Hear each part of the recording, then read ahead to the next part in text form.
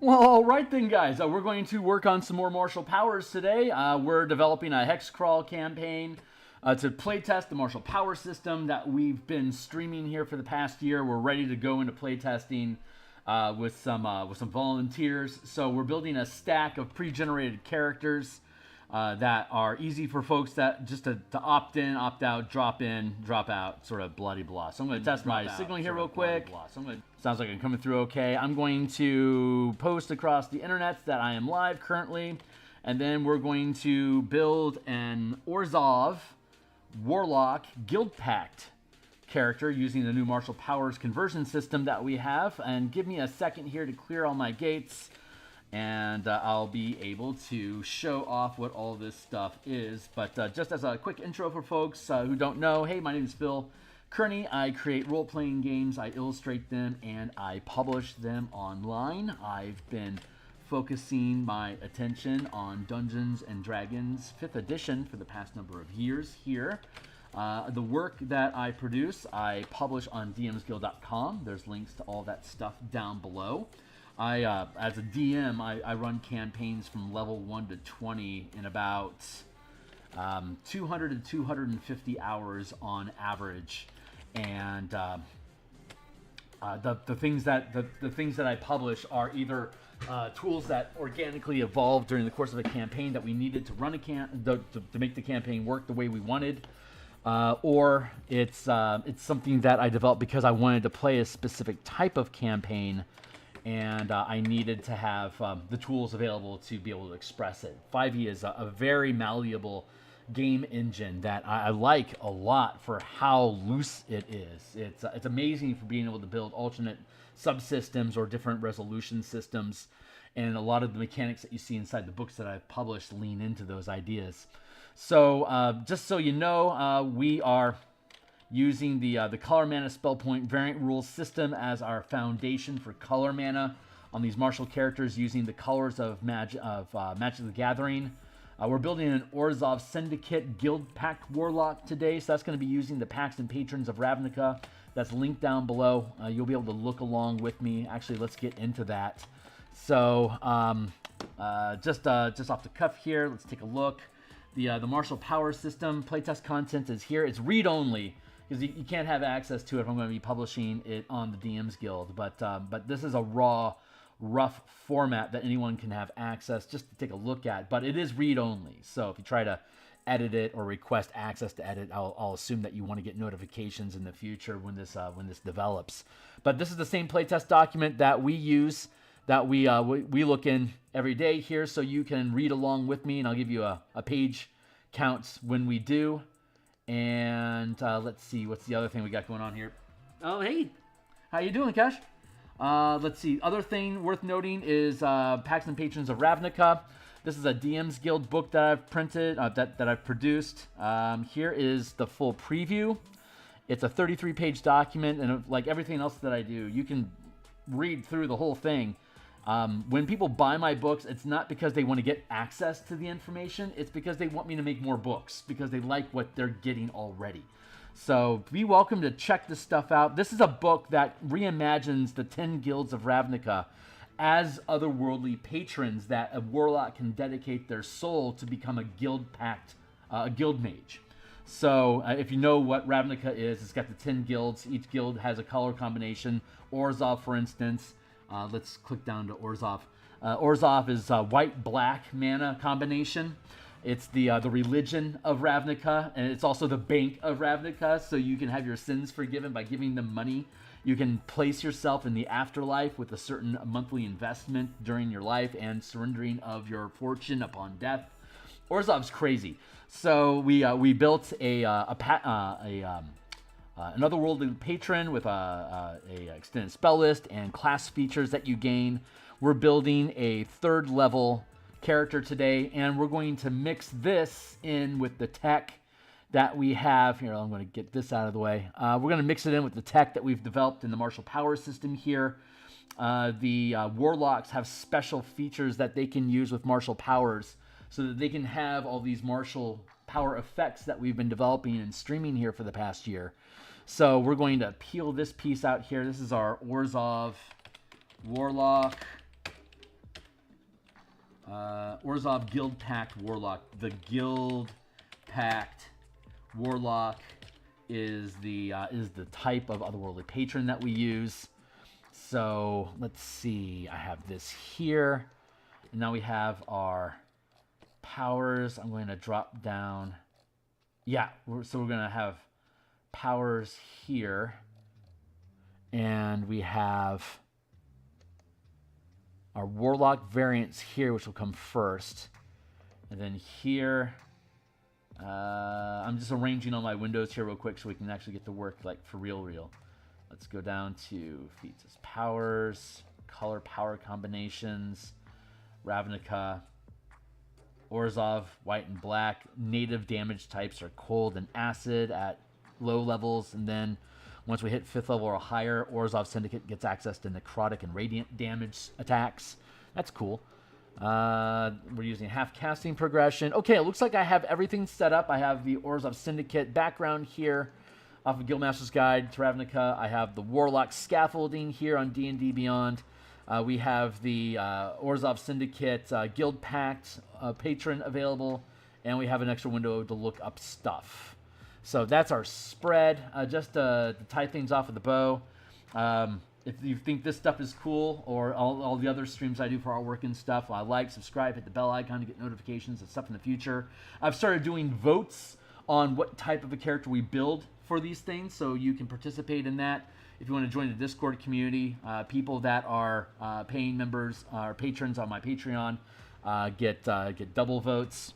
So we'll be leaning more and more into audience participation like that in the future if you're interested. So thanks a lot for being involved, guys. Let's see. Okay, so we are going to, let's go to our screen here. Now we got everything sorted away. Orzhov, we're going to lean into Charisma as our primary stat.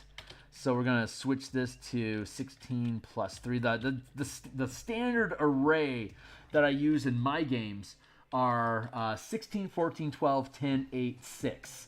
Arrange as you please. That gives you a +3, +2, +1, 0, -1, -2 on your stat blocks that you can then modify with feats, of course, later on by increasing your ability score increments. But that's a good wide array that you have strengths and you have weaknesses. And when you're using the color mana system that I developed, again, you can get a link to that stuff here in the DMsGuild. All of this stuff, of course, is, again, free preview. You can check it all out. But in the core mechanics book here, what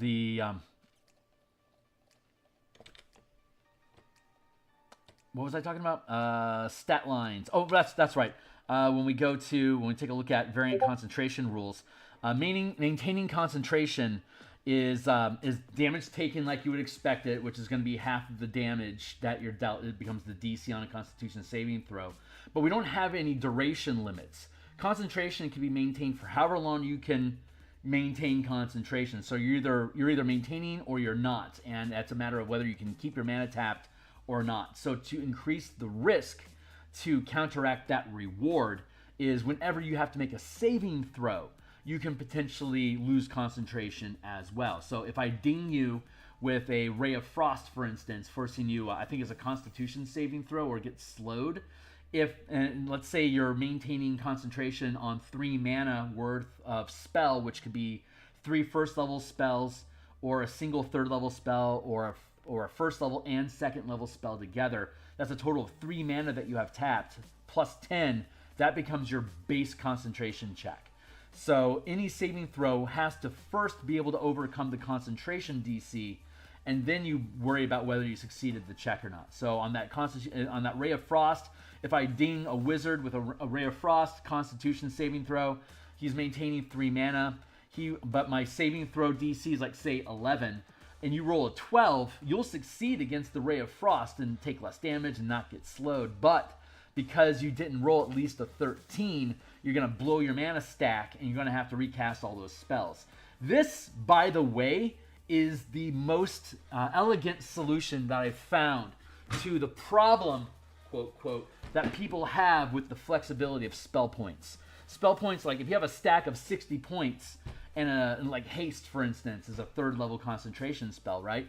If you have 60 points of stacked up, you can cast haste 20 times per day. Some people have, issues with having that much spell power at low levels.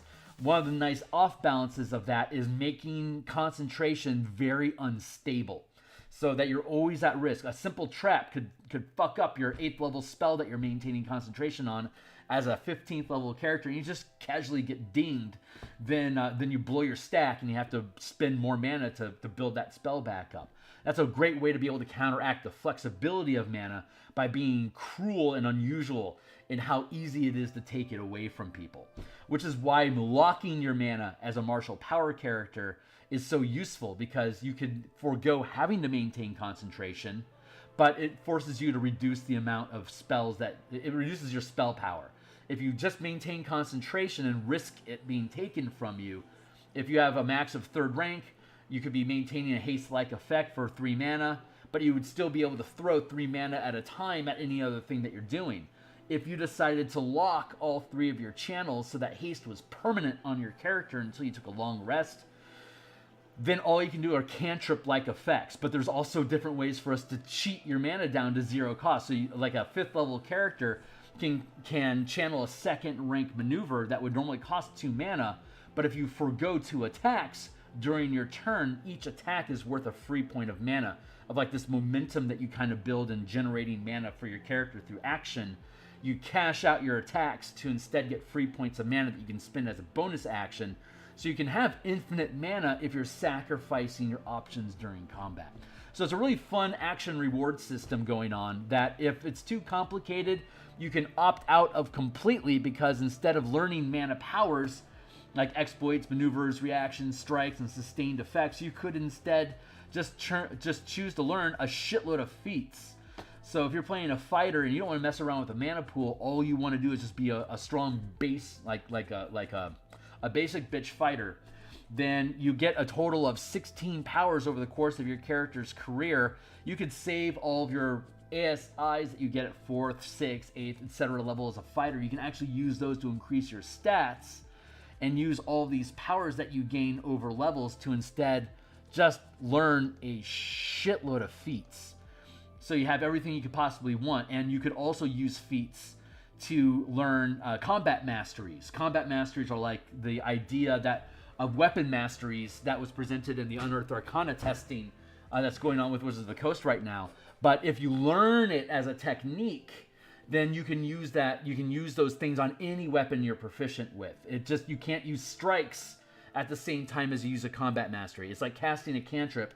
You can't cast a spell and cast a cantrip together. You can do one or the other. So we allow you to do that. Combat masteries have 0 cost to be able to perform. Hold on, they're up, not down. So like Addle, target makes a Constitution saving throw or can't make opportunity attacks until the end of turn. There's like 30 different types of opportunity attacks you can make using the system, just depending on what it is that you learn how to do. And disarm, strength save or lose an object. Grapple, grapple is automatically, target is automatically grappled and you make a saving throw to get out of it. Push, target makes a strength and gets pushed 5 feet. Step is when you make an attack and you hit, you can take a 5-foot step without provoking an attack of opportunity. Straggle is target makes a Constitution save or their saving throw is half speed, or their speed is halved. Trip, dex save or get knocked prone. Vex, target makes an intelligence save or is at disadvantage. Worth noting, almost all these things require you to make a saving throw to affect a creature. If you're using strike powers, it costs you mana, or you have to give up actions during your turn to be able to trigger these effects. And they have things that automatically happen and deal damage, but they're costing you a resource or action economy to use. While these combat masteries don't eat up action economy, you can just tag them on to any attack that you're doing if you know the mastery. So there's a saving throw for things that you get for free off of the masteries. Things that you have to pay for or cheat onto your action economy automatically work for 1 round. Like for instance, Blinding Strike. Your weapon can deal radiant damage and add 1 power die per mana burned. In addition, you can deal radiant damage and add 1 power die per mana burned. So to the damage, maybe I can make that clearer. In addition, the creature is blinded, and the creature can attempt to end this effect at the end of each of its turns by succeeding a Constitution saving throw. So you spend a resource to deal some extra damage, it's always going to affect the target right away.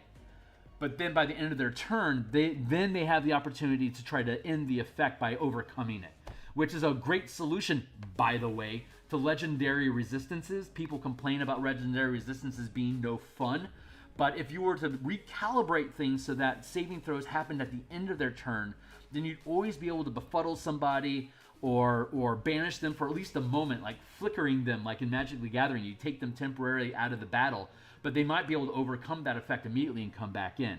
Legendary resistances allow them to, again, continue to automatically succeed the saving throw, but with these powers, they don't get to trigger it until the end of their turn, unless you're trying to hit them like with a combat mastery, like the trip the trip effect. They make a saving throw at the beginning of their turn, just like with spellcasting. Spellcasters can do a lot of crazy, insane, powerful stuff with lots of mana, but you can resist it on the front end. Martial powers channel low amounts of mana and power, but they always target and hit your enemy because you're making attacks with them. And if your attack is successful, you've gotten inside of their defenses, and they're going to be affected by the condition. Then it's up to them to get out of it. There's no duration, you're not maintaining concentration on these things, but you don't control it either. You can stack these things up on all sorts of characters, but they can constantly be pulling out of it. As we look at the DM section and we're looking at designing creatures with power, building in resistant, like legendary resistances to bosses is actually really important, because you're going to be dumping a lot of effects onto creatures that you're targeting, and that gives you a leg up on being able to tear them apart quickly, so you can stay inside that 2 to 4 round time period of destroying an enemy and then moving on to another encounter with a separate initiative roll down the road without requiring an hour or so to be able to get through a single combat. So we can crack through combats more quickly in the game as intended, so that we can have 2 short rests and a long rest per 24-hour cycle, and realistically have 2 or 3 fights of 2 to 4 rounds apiece, every 2 or 3 of them every short rest cycle. So you can have 2 or 3 fights, short rest, or challenges. They could be traps, they could be mana triggers, enchantments, they could be combat stuff, they could be social encounters, they could be skill challenges for the team. But generally 2 or 3 challenges per short rest should be investing in them dumping mana into triggering effects. So that's the intent and the idea behind these things. So again, we're going to, having all that prelude set aside, we're dropping the strength of our warlock to 6. We're going to leave our dexterity at, let's drop our dex to 10. Let's leave our let's put our constitution at 14, so that we have decent damage resisting constitution saving throws. 6, 8, 10. Let's put the 12 in wisdom. There. 6, 8, 10, 12, 14, 16. There it is. Race. What do we want for Orzhov? Let's just go human. Fuck it. Human. We're going to go Orzhov Syndicate for our background. We're going to go Warlock for our class. We're going to go with Orzhov Syndicate Guild Pact as our subclass. We have class features. We have channeling features. We have a mana. We have a mana pool. Let's take a look here real quick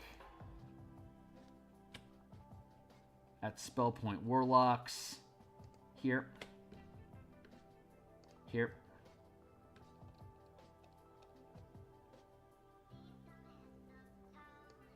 There we go.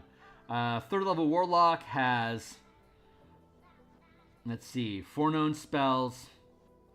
I don't have invocations listed here, but I should. So when I update this for 2024, we'll make sure we include the invocations just to be thorough. But invocations known at 3rd level is 2.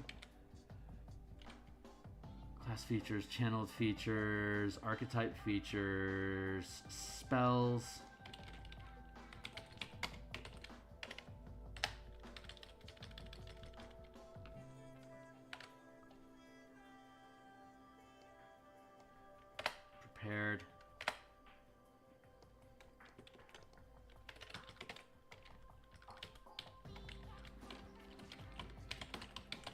Invocations. We'll have 2 invocations, and we'll look at the new tech that we have for invocations. I think you guys are going to think it's fucking cool, because I think it's fucking cool. So hopefully you do too. I'm going to get rid of the prepared list. Spells known.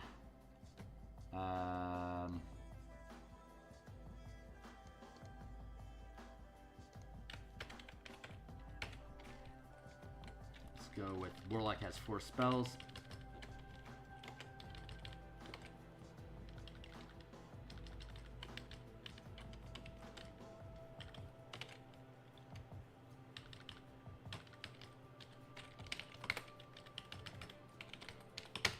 Warlock. These will be cantrips.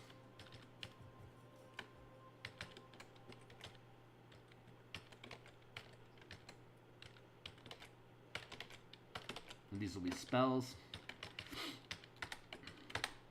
We have the spells that we learn. Let's see, Guild Pact.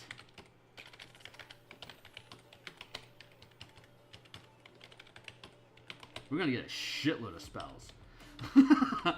Because we have Warlock progression at 3rd level, we're going to have access to 2nd level spells. So we're going to have a truck ton of them. Orzhov background. So I'm just picking these things up. 2, 3, 4. Something like that.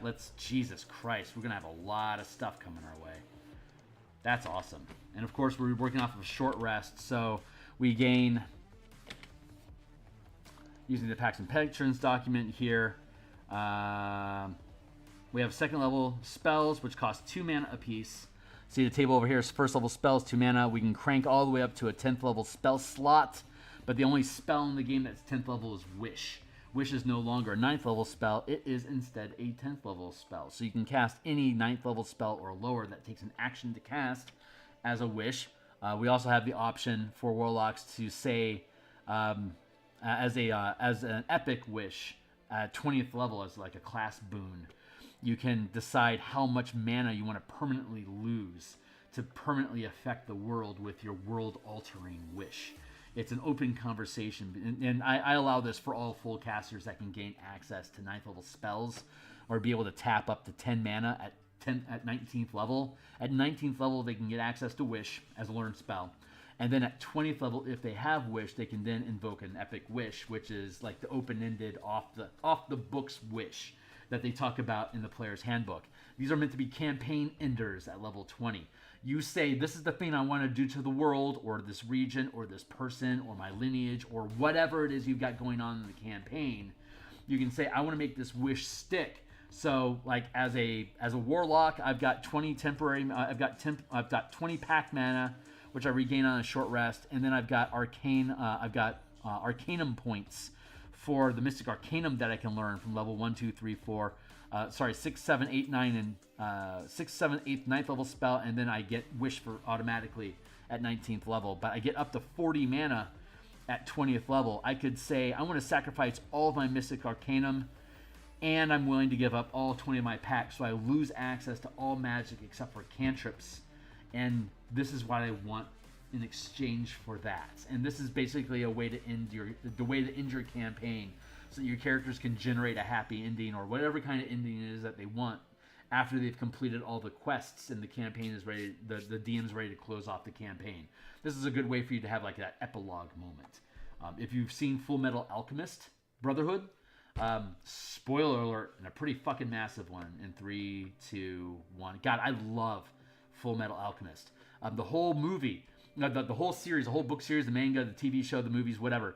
The whole quest is for Elric to help get his baby brother back. All he has is his soul that he had to bind into a suit of armor. But the whole show is about making up for the mistakes that they made and to get the books back right, to get his brother back. And in the end, he made a bargain with the dark powers that granted him his alchemy in the first place. And he said, take it all away. I don't want any of it anymore. Instead, give me my brother back. And that was his wish. And as a result of it, he was completely cut off from magic from then on forward. What an awesome way to cap the campaign. Like, if that was a campaign, that would be such a perfect ending for that character. So that's the kind of stuff that you can recreate with this epic sacrifice system. But having said that, anyway, all asides aside, Let's start building. So we're going to start with Orzhov. And let's see, I'm not going to bother with the human details yet. We can flesh that stuff at a later time. But we want to start off with our background features, and then we'll get into the rest. So we have proficiencies. So let's see. Let's resolve Orzhov first, and then we'll resolve all the stuff that we get from there. I know that we get a feature. Background feature equals leverage. I love that.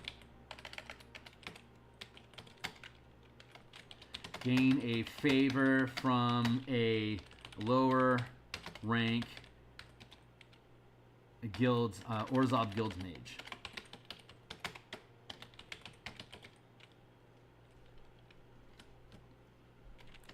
As determined appropriate by DM.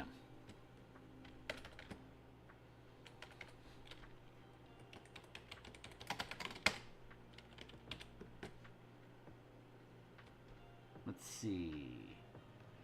And what else do we get? Skill proficiencies, intimidate and religion. So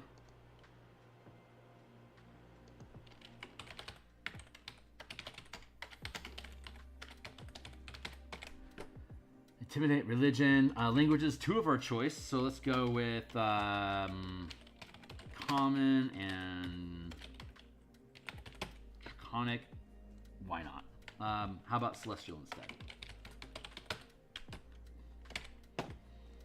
Equipment, stuff. Features, leverage. Spells. So we're going to get cantrips, friend, and guidance.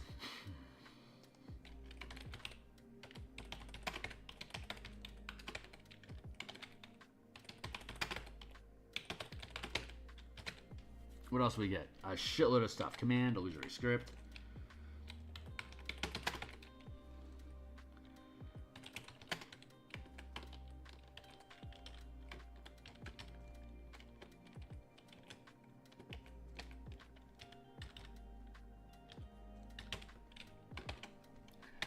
All right, let's take a quick look at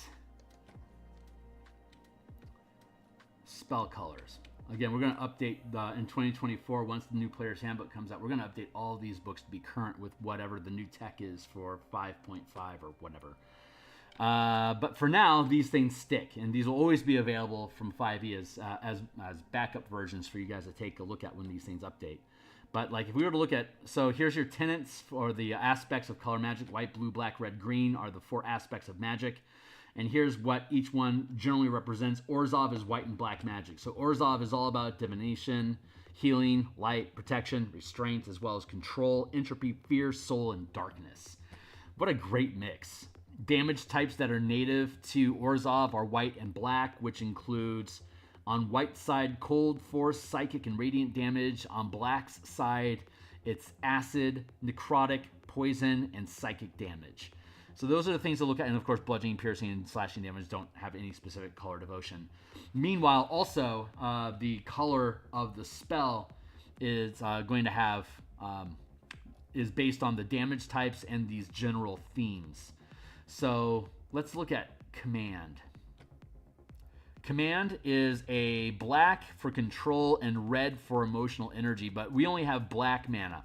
So we would be able to use command as a black spell. Interesting note though, if it's a bonus spell, either from your background or from your subclass selection, those can use both colors, even if they wouldn't normally be assigned to them. And you could always spend downtime and spend coin to research a spell to be any color that you want. So if you wanted to, like I could pick up Create and Destroy Water as a white-black Orzhov Warlock. I mean, if it was on my spell list anyway. If Create and Destroy Water was on my spell list, I could research it to be white or black instead of blue. I could also learn it twice. I could learn it as blue, but since I can't channel blue magic, I would then learn it a second time and then choose another color, which would be like white. So like, what's a good example? What's a fun example of something we might want to have access to that Orzhov normally wouldn't have? Here's Tasha's Hideous Laughter. It's blue or red. If I could then learn Tasha's Laughter, but it's useless to me because of the colors. I then learn it a second time, and I could choose, like, say, black to force somebody into suicidal laughter. There you go. And then I could spend, like, coin. There, I have a table, but I need to integrate it into the new stuff. That's new tech that we're adding later on this year when the new Player's Handbook comes out. How to research spells to be in new colors so that it's easy for you to manipulate this stuff.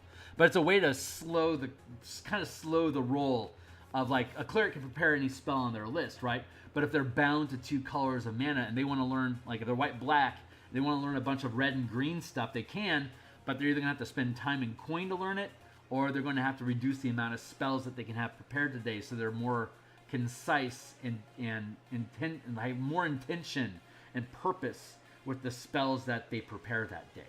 I just think that's a fun. It's a fun way to help reduce the amount of options that full casters have, which makes them so much more powerful than martial characters because they have so many options off of their full stack of spells available immediately. By curbing them into having to be more methodical about what spells they select, it also helps counteract that they have a mana pool that whatever it is that they decide they end up learning or they research to be able to have access to, they're going to be able to have a lot of mana to be able to cast those things reliably, repeatedly. So that becomes their dedicated action loop. I cast command, like my character is really about Charm Monster. I'm constantly taking control of things and making them do my bidding. As a 14th level wizard, I can cast that spell like 8 times a day. I can just, any encounter that I have over a normal adventuring day of 8 combats, there's probably should only be like 5 or 6 combats per day, depending on how your team likes to balance combat, exploration, and social pillars of adventure. Let's assume there's 5 or 6 combats per day for your character. But you can cast Charm Monster up to 8 times because of the amount of mana that you have. That means every time there's a fight, you have 1, maybe 2 chances of taking control of the most powerful thing that you're fighting and turn it against your enemies. And that becomes your strategy to defeating defeating creatures. You'd only be able to maintain 1, maybe 2 instances of charm that way, but that means that you can have brutes hanging around with you until they break free of it. So that's a really fun action loop for somebody that's really like into white-black control, for instance. It's kind of lines up with the ideas of building decks and building different win conditions for deck building in Magic the Gathering, but it gets translated into character design in 5e using these different mechanics. Oh, I love it. Absolutely love it.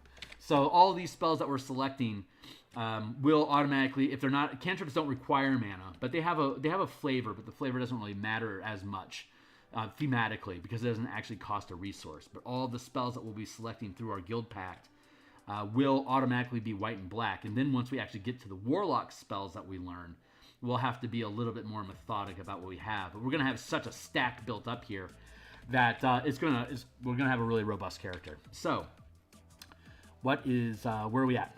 Backgrounds. Command and illusory script.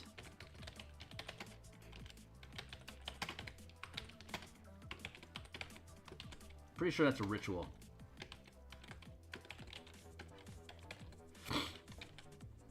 Is that? Hold on. I can mouse over and find out.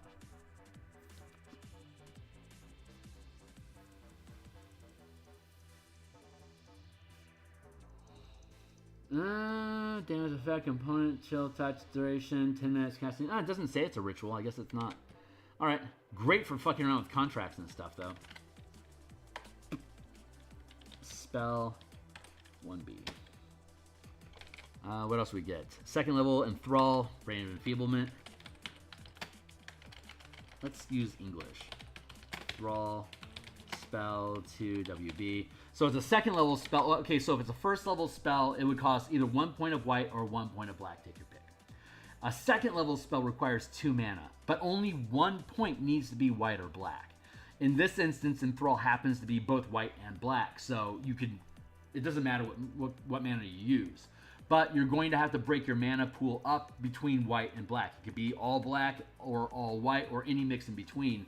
Anytime you take a short rest, whatever mana you have, and of course the Warlock gets all pack magic back on a short rest, so you can reconfigure your mana pool on the fly every time you take a short rest.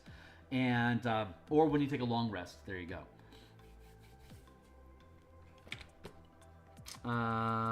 Ray of Enfeeblement. God, such great spells.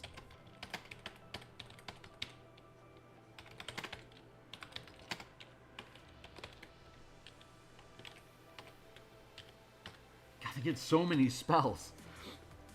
Zone of Truth.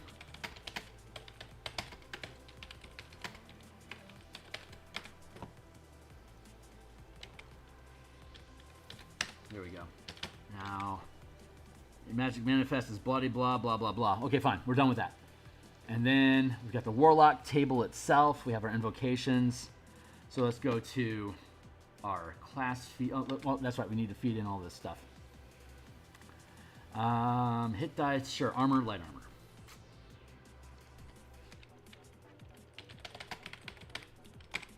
Weapons, simple. What is this? Charisma and Con? Wisdom and Charisma.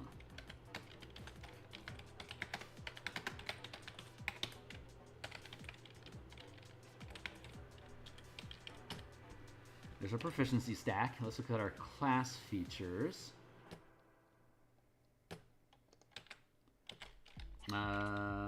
Otherworldly Patron. Orzhov Guild Pact. What else we get?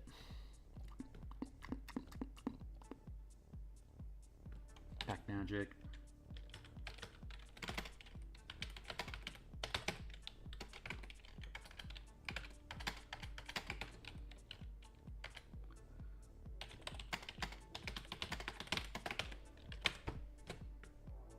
Eldritch Invocations.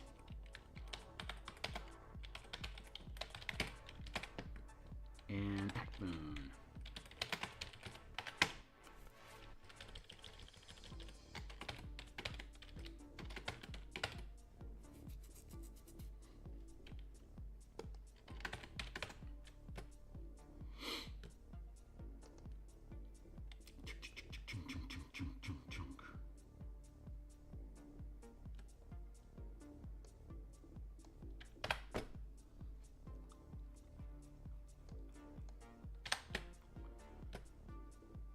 Let's see. Mana pool, check. Channeling features.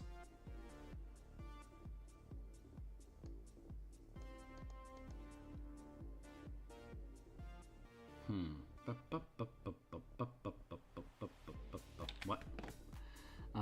Let's see. Pact Moon. Okay, so there's all that. Chunk, chunk, chunk, chunk, chunk. That's good. Chunk, chunk, chunk. No, 4 spells, 4 and 2. Do I have that set up properly? 4 and 2. Okay, cool. How are we doing on time? Almost 1 o'clock. We're doing great.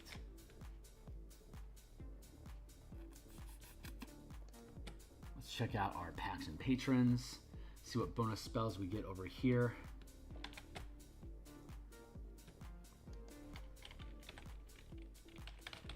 Inflict wounds. Spell 1. WB.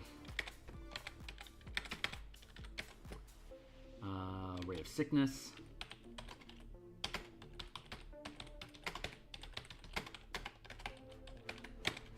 Is that right? Is that?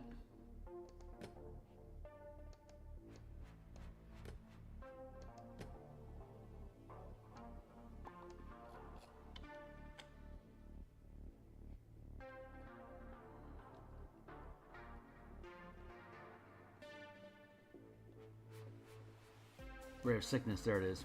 Black, of course. Poison 2. And then Ray of Enfeeblement. Lots of rays going on with this dude. I like it. Ray of Sickness, spell 1 white black. What else you got? Gentle Repose and Zone of Truth.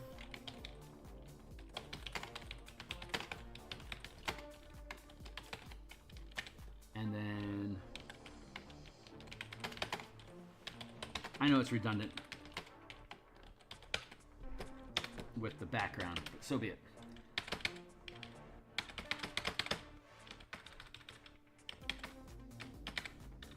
All right, and now we get to pick our actual Warlock spell. So what I'm going to do is, give Damn it, I need to keep that open. Wait, I still need this. Orzhov Syndicate. We can cap off Orzhov Syndicate by going to last words. So let's pick up our class feature to cap that off. We'll go with, we're going to build a Rakdos. We're going to build, we were originally looking at a Warlock, but since we got the vote for Orzhov to be Rakdos, on Friday, we're going to come back and we're going to build an Orzhov Phantom because Warlock and Phantom got tied in the votes on my Patreon and on my Discord channel. So patrons get extra votes and Discord channel gets 1 vote apiece. And it ended up being a tie. So patrons win. So we went with the Warlock, but since it was a tie, I want to do a Rogue Phantom build also. And honestly, I want to build a Rogue Phantom too. I'm excited about both of these. But the Rogue Phantom is such Orzhov flavor that I can't let it go. So I'm going to do that on Friday, which means on Monday we're going to build a Rakdos something, probably a barbarian, and then we're going to build a Selesnya Ranger. I think we're going to go Selesnya Ranger Beast Master because Selesnya, of course, and then Simic. I think we're going to go. I think we're going to go some sort of monk. I'm not 100% on what type of monk yet. I think astral, like the astral mind or whatever that is. But I'm open to suggestions. So I'll put a poll up for folks to be able to vote on the Simic, but I'll also put a poll up for folks to vote on Rakdos for Mondays. So keep an eye out for that if you're interested. There's links, again, in the description here on the YouTube to access both Patreon if you want to get, if you want to be a member, have extra votes, and then Discord community in general. And of course, if you're a paying member of the Patreon, you'll have extra votes to determine which day of the week we do the playtest on, and if it's a day that you can attend. If it's between a Patreon or a non-Patreon subscriber, the Patreon subscriber will always get the seats. If there are so many patrons that we have to pick and choose, then we'll do a raffle and choose who gets to attend and have other people on backup.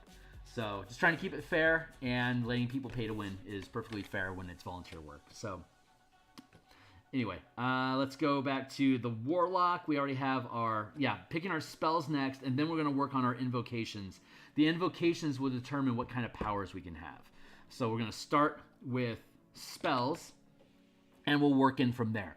So if you were to pick up the full spell point, if you were to pick up the full bundle here, you'll get included with it a master expanded spell list that has player like the free stuff that we're looking at has player's handbook only, but this has all spells, all 500 and X amount of spells that are in all the different books, and we also break it down by category to Ravnica spells, Strixhaven spells, artificer, bard, cleric, druid, monk as a half casting 4 elements, monk as a half casting shadow, monk as a half casting sun soul, the paladin, ranger, sorcerer, warlock. Here we go. Here's our warlock spell list.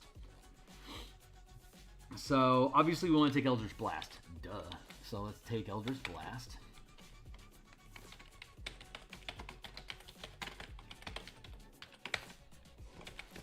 And we get another cantrip. What do we want? Mind Sliver isn't bad. Mage Hand, maybe. Let's think Orzhov, right? We're thinking Orzhov. Toll the Dead. That's undeadish. That's kind of on theme for Orzhov. Minor Illusion. Doesn't scream white or black.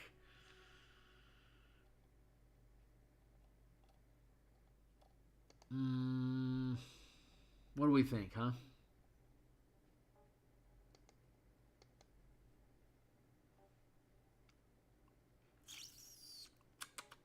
I kind of want to do something useful. Useful. Prestidigitation, Green Flame, Create Bonfire, Booming Blade, Chill Touch. We're going to be a ranged character. We don't want to be a melee. So there's that.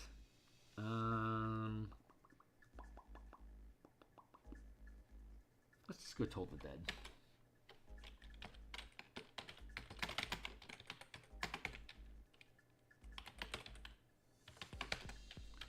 All right, spell selection, first level. Okay, so again, we want to pick white or black. So like, if we pick Armor of Agathis, we're going to have to pick, we have to have white mana in our pool for us to be able to cast it. 1 mana, white, there you go.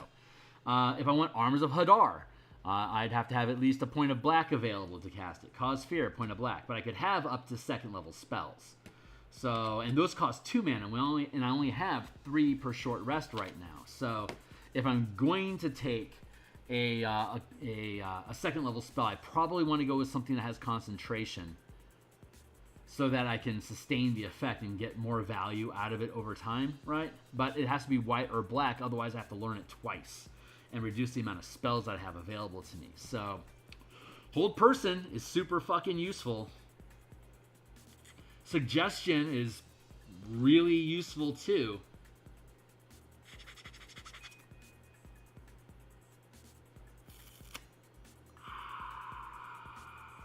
Yeah. Oof, Borrowed Knowledge. That's not bad. Let's go with that. Borrowed Knowledge, for sure.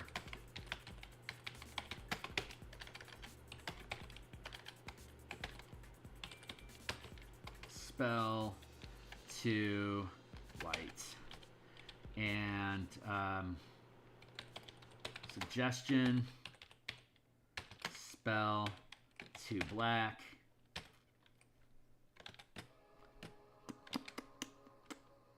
So I only have 3 mana in my pool, so I can do one or the other, but not both. So like Borrowed Knowledge is like a downtime thing. So I've talked about this a lot before. Martial characters, they can, whenever they take a short rest, they can prepare and they can replace one prepared power for something new. So while you know you're going down into a dungeon and doing fighting stuff, picking reactions, maneuvers, and strikes makes a lot of sense. But when you're out of the dungeon and you're doing overland exploration or in-town social stuff, picking up exploits and sustain powers that allow you to manipulate your ability checks, so you're more likely to succeed at die rolls that you get to make when the DM allows. That's going to be your advantage. So you can, when you take that short rest coming out of the dungeon, going into town, you can swap out one of those strike powers and like pick up an exploit that lets you like add dice to your like to negotiation skill or the intimidate skill or whatever it is that you feel you're going to need, climbing, athletics, etc. We have those options. So these are second. I think I'm going to pick up a couple first. So when I finish my short rest, like when I'm dungeon delving, I could decide to go with suggestion to shut down somebody for a moment. And then when I come out of the dungeon, I can change my mana pool to white instead of black, so I have Borrowed Knowledge available so I can boost my skill checks. So because I can change the entire mana pool. And since I know these spells and I always have them on my list as a warlock, then I can recalibrate my mana pool to shift gears between the different pillars of adventure that we're operating inside of, if that makes sense. Let's see, what else do we got going on? I'm looking at a black theme for combat. So let's see. Well, Hex isn't bad. I mean, it's not great, but it's not bad. Cause Fear is freaking great. Let's take that. 1 black. And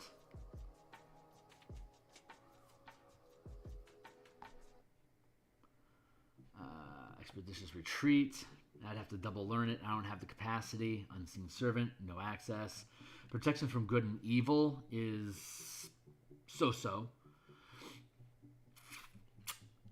Hex isn't horrible. We could just go Hex. It's a concentration effect. We can maintain since we have second level spells, we can maintain mana for 2. We can maintain concentration on 2 effects at the same time. So I can maintain Hex and I can maintain Cause Fear at the same time. And let's look up what Hex does, just to remind us of what Hex does. I think you're going to like this combination.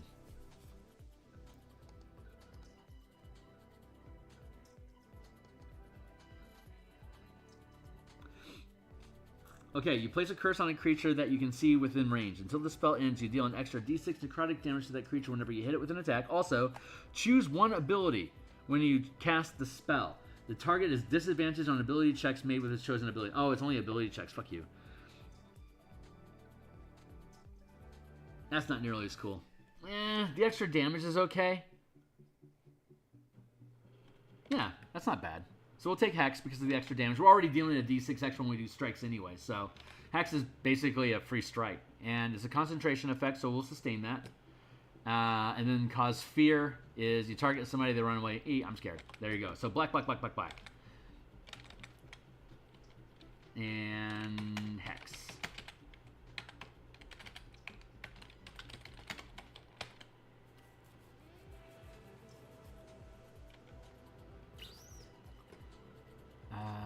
Let's see. Pact Boon, we're going to go with Pact of the Blade, of course. So we're going to go... What's our stack? Hold on. I think I'm going to go...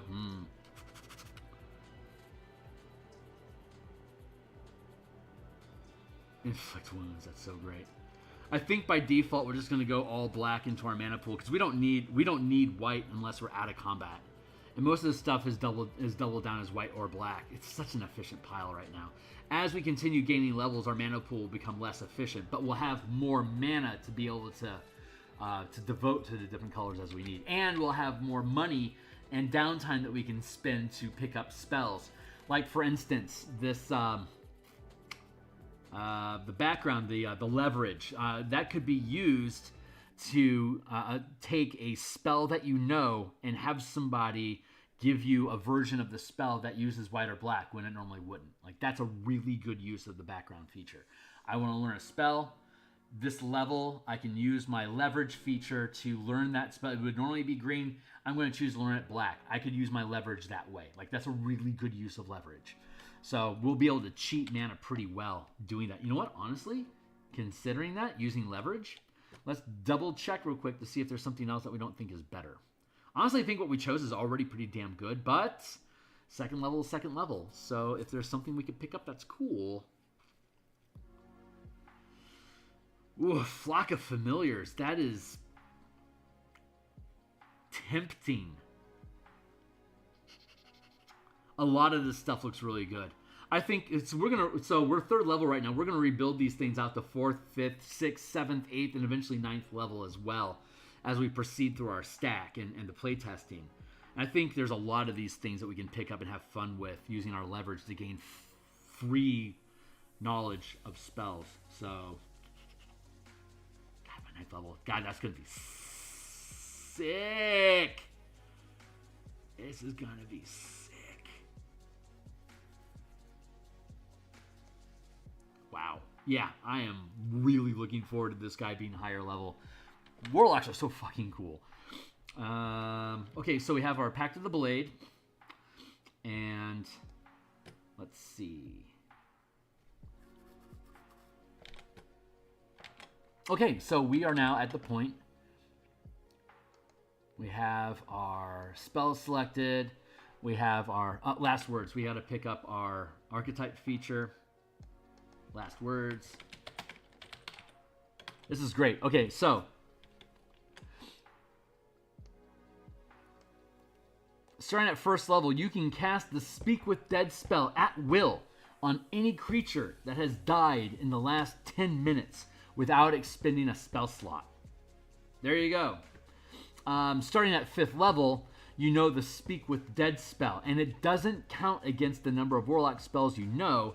In addition, you can spend any of your Warlock spell slots to cast the spell. When you spend a spell slot to cast the spell, the spirit of the target creature responds to you as though under the effect of a Zone of Truth spell. Normally, when you summon a creature, it can lie to you if it wants, or it doesn't have to answer necessarily, or it can be riddly. But if you hit it with a Zone of Truth spell and it's affected by it, then it's going to have to tell you the truth, or you can tell if it's attempting to lie to you.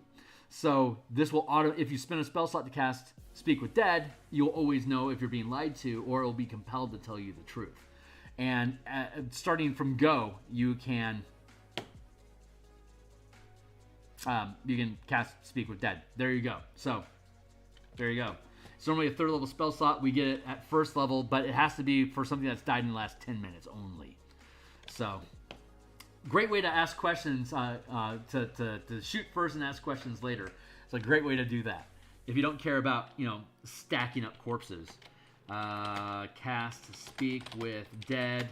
Any creature died last 10 minutes. But only the last 10 minutes. So it's unlikely if you the only way you're really going to be able to normally make use of this is if you're questioning somebody you killed yourself, or you just saw die in front of you.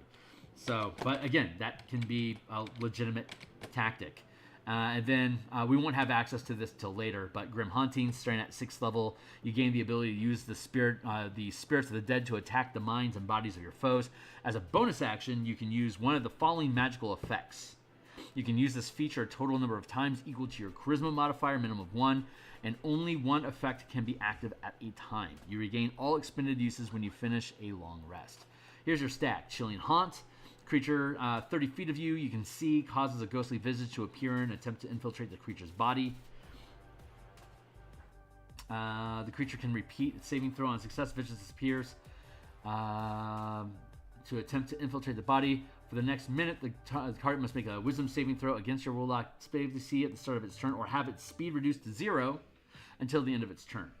Swarming specters impedes its vision. Deathly Presence.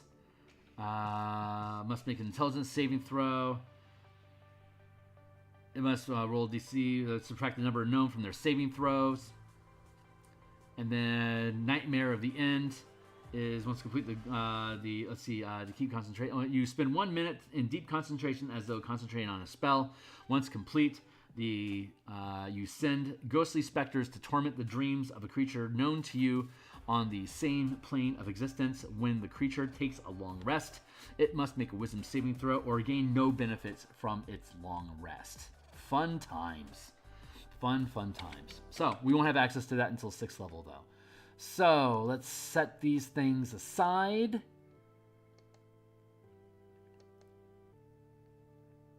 And let's look at our variant features. So, warlocks can gain access to the martial powers that are listed in this book by spending invocations. So, one of the packs that you can pick up is Extra Pack Boon. At 3rd level, you can pay an invocation and gain an additional pack boon. Useful. We'll be leaning into this at higher levels, but at 3rd level, we don't have enough invocations to lean hard into it and get all the stuff that we want. But there are invocations in the Pacts and Patrons book that I think would absolutely be delicious for this character. So, scrolling down here past all of these, we have 5 invocation pact boons. The Pact of the Cauldron lets you create potions that do different things. And then there's 5 invocations that lean into different types of cauldron boons. There is the Pact of the Cloak, which allows us to create a bag of holding, or to vanish, or to have a parachute, or to turn invisible, or to pass through objects while you're cloaked. While you are cloaked, get it? Pact of the Fang, it gives you a feral bite. You can get the sense of smell. You can get animal friendship, a number of cool thematic stuff for becoming a feral lycanthrope type creature. How long have we been at this? How are we doing on time? Cool, we're doing great. Another cool Pact of the Lantern. It creates a light, so you can prevent things from transforming or having illusions. You can create a bonus, bonus hit points for your ally. A number of different cool things. And then there's a stack of... We'll get into these things as we gain levels. And there's an extra 30 invocations in general that you can pick up. But we'll have the opportunity to dive into these at higher levels when we get more invocations. Let's see. We have no more archetype features until 6th level. So let's go down to our invocations themselves. So here's what we added. So yes, you have those invocations. You can pick up an extra boon if you want. That's one invocation that we have. Where are we at on this page? Here. Learning powers. Your warlock level determines the maximum rank of power that you can.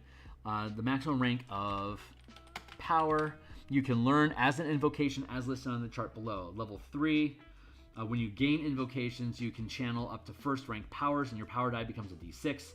At 5th level, you can channel 2nd rank powers, 9th level, 3rd rank powers, 13th level, 4th rank powers, and at 17th level, 5 ranks of power. And you can learn multiple powers using one invocation each. So the invocations. One invocation is Eldritch Power.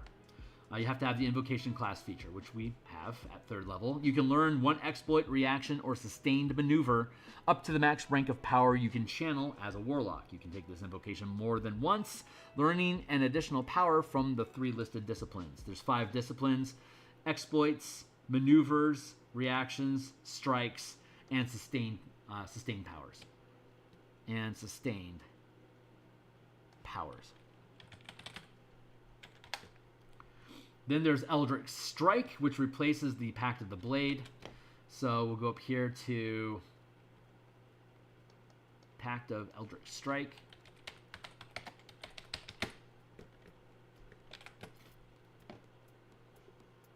That's right, it replaces Eldritch Smite. Thank you. So instead of Eldritch Smite would be you can spend a spell slot and you deal smite damage when you make an attack, right? So this one is you can choose when you choose Pact of Blade at 3rd level, you can learn strike powers as invocations, and you gain 1 first rank strike power. You can take this invocation more than once, learning an additional strike up to your max rank of power. So let's go take a look at what first rank strike powers are available to us to select from, because I definitely want to take Eldritch Strike as one of our features.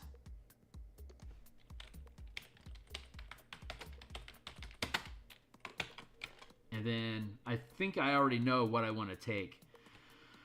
But I think I want to take Life-Stealing Strike. Your weapon damage increases by 1 power die per mana burned. In addition, you gain a number of temporary hit points equal to the result of the power die rolled. Any temporary hit points that remain when you start a short or long rest are lost. I think that is the one that's... I mean, there's Necrotic and there's Radiant. That's just extra damage types. Shocking, Thundering. I think, honestly, of all of them, Life-Stealing is the most Orzhov thing we could do. So let's do that. Life-Stealing Strike 1d6.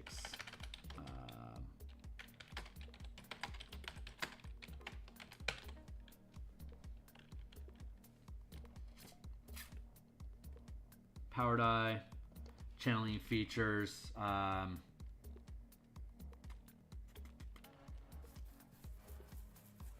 Scratch my scruff.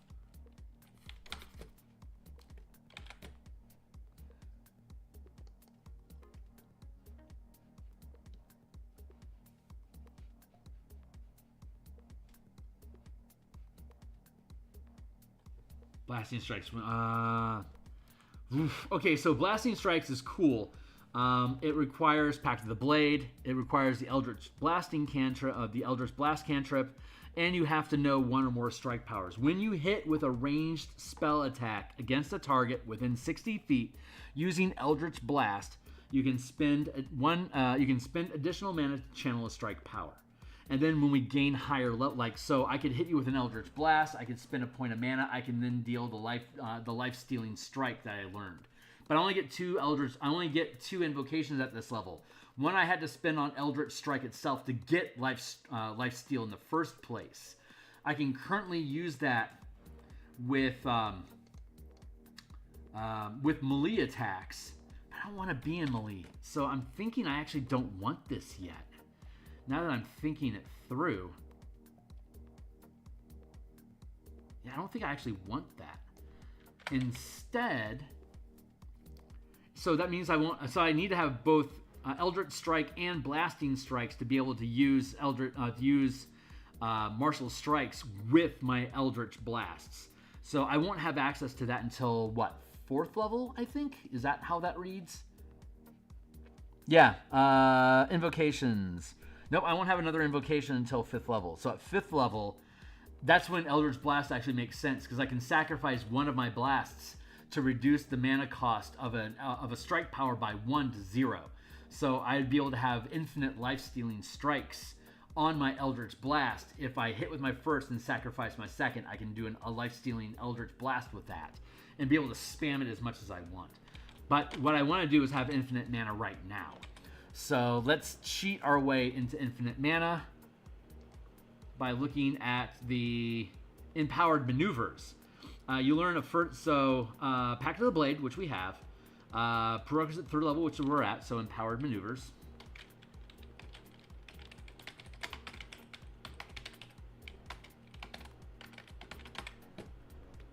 You learn one first rank maneuver. When you take the attack action, you can sacrifice your attacks and use a bonus action to channel a maneuver, reducing the cost by 1 mana to a minimum of 0. You can take this invocation more than once, learning an additional maneuver up to your max rank of power. So we take this invocation, we can now sacrifice our attack action to then use a bonus action. So for an attack action and a bonus action combined, I get a free point of mana that I can spend to channel a maneuver. And I have access to first rank maneuvers right now. So let's go look at our stack of maneuvers and see what cool shit is laying around inside of here that we want to have access to at first rank, that we want to have the ability to spam over and over again. And we can pick up a sustained power as well if we want to for an invocation. But let's see what's here. Commanding presence when making an ability check, that uses intimidation, performance, or persuasion. We can add a die to our roll. No, these are exploits. I want maneuvers. Thanks. Bonus attack, beguiling trance, coordinated attack, curse of the eyeless. Wait. Curse of the metal. But you can curse a creature that you see to roll ability checks and concentration checks with disadvantage. The creature can make an intelligence saving throw at the end of each of its turns, ending the effect when it succeeds. Rally, regeneration. Rally, you or an ally you can see that can hear or see you gains a number of temporary hit points equal to the total of 1 power die rolled for each point of mana burned. It's pretty useful.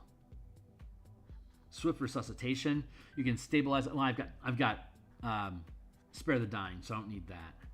Don't need swift attunement until we start getting a bunch of magic items. Vanish is invisibility, not so much for Orzhov, I think. I think Rally is probably our best go. It's a maneuver.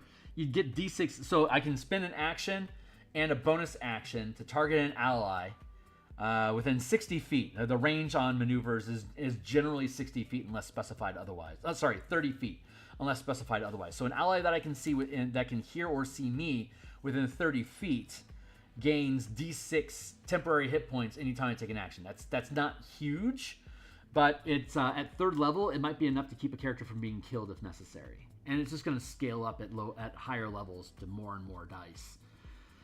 But is there something more useful that we might want to take? Curse of the Muddled Mind, you can see ability checks. Curse of the Eyeless results attack rolls. We can reduce our attack rolls. Coordinated dash, coordinated back. You know what? Honestly, yeah, I think Rally is our best go. Rally 1 white. We're gonna make it white energy.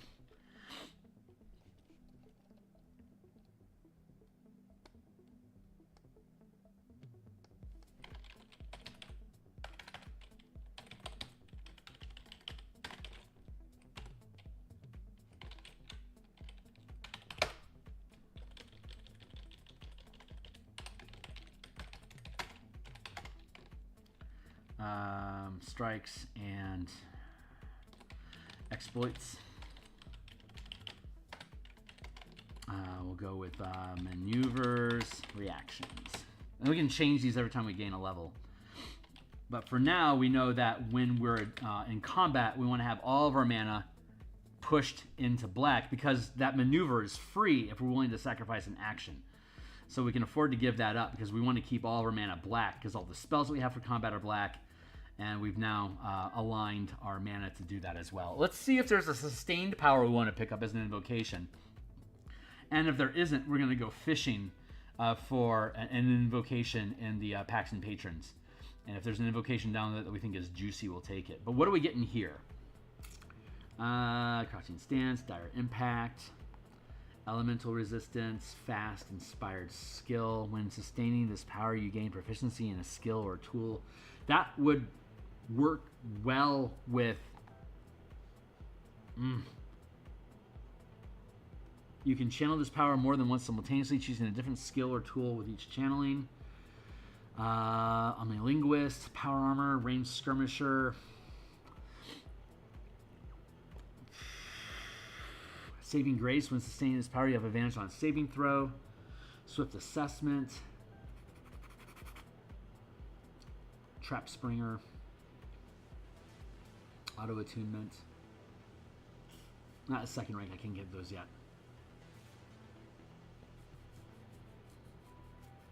You know what? Honestly, I think I want to go check out Pacts and Patrons, and let's look at let's look at the shield boon, because we can pick this up as an extra pact. So, as a bonus action, you create a shield of tangible eldritch energy that may be shaped as you wish. Like a regular shield, it provides a +2 bonus to armor class, but you don't need proficiency with shields to use it. In addition, the summoned shield does not require a free hand to equip, as it hovers in your space to protect you. You can benefit from only one shield at a time. You can dismiss the shield at any time you choose, and it disappears if you fall unconscious or die.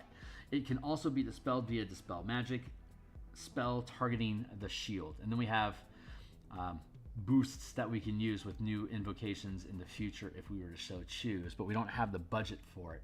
So this is giving us this is cheating a shield into our set. So let's take it. Pack boon.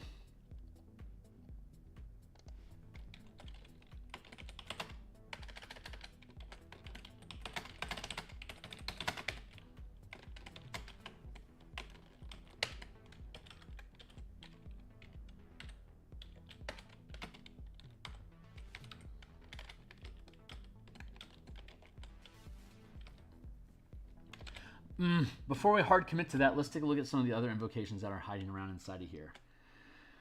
We have the extra pack boon, which is what we're opting for with the shield if necessary. There's Breeding Pool. It creates a bunch of creatures as an AoE effect. Commune with the land. That's 9th level. 5th level. Guild Fanatic. You can increase your renown in your organization. I love that. We're not using renown in this playtest, but that's such a great option. You can exchange your power for more influence. That's incredibly Orzhov. Song of the World Soul. Speak with authority. You are immune to the effects of the silent spell or similar effects that alter your speech. In addition, you gain proficiency in Charisma Intimidation skill. If you're already proficient in this skill, you may add twice your proficiency bonus to any Charisma Intimidate check you make. Oh, Speak with Authority is pretty good. That's a pretty good one. We might take that. Do we have Intimidate already? I think we do.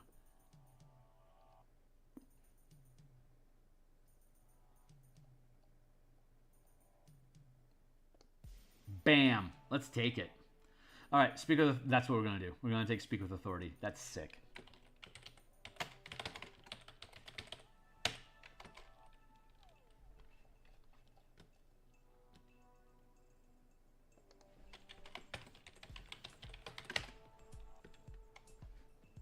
So sick. All right, hey, that's our build. This is a sick little monster here. 3rd level, he's okay, but the empowered maneuver for rally, that's useful for getting the bonus armor class, getting the extra hit dice on your ally, or extra temporary hit points. All of these effects are super useful. Our mana pool is aligned so that we're switching between black during combat and white during social engagements.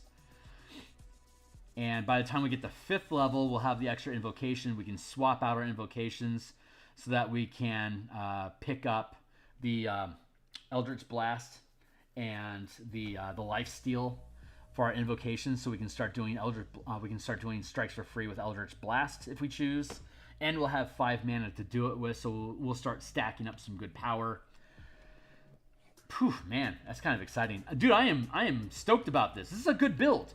What we're going to do is when we come back, we're going to do a bonus build on Friday. We're going to, the runner-up winner of our raffle, of our poll, was to build an Orzhov Rogue Phantom, which is the ones that build the little soul coins. That is a super, super flavorful thing for Orzhov. I love it. If that was tied, if that had won, I would have been perfectly content doing that. But I'm glad we had an opportunity to build an Orzhov Warlock. I think Warlocks are super cool. I love all the extra tech that we have in here for them to be able to use their invocations to gain some slivers of power. But the real strength that Warlocks have is in the mana pool and the flexibility of the spells that they have and how easy it is for them to be able to cheat mana into their system. Yeah, so that's it for today, guys. I'm going to be back doing this at lunch on Friday. We'll build the Orzhov Rogue Phantom build. And then Monday next week, we'll build a Rakdos, probably a Barbarian. On Tuesday, we'll build a Selesnya Ranger Beastmaster. And then on Friday, we'll build a Simic Monk of some sort. I'm not sure exactly what type of monk. We'll put a pull up for that. But yeah, so that's what we'll do next week. And that'll finish off the different the pre-gen characters that we intended for 3rd level. We'll have to kit out, you know, their class and or the race that they chose and give them some equipment and stuff. But that's pretty simple to do. That's minimal work. That will finish that off. So that means that on weekday after Friday next week, our weekday lunches like this is going to be spent on converting Magic the Card enchantments into hazards and conditions that can affect different tiles of land during the Hex Crawl Rebel Belt campaign. So stick around. If you think this stuff is cool, like, subscribe, hit the bell icon, swing by my Discord. Be welcome to jump into Patreon if you want to have votes. And I appreciate you guys being here. I'll see you next time. Tomorrow morning for Spelljammer artwork. So see you guys then.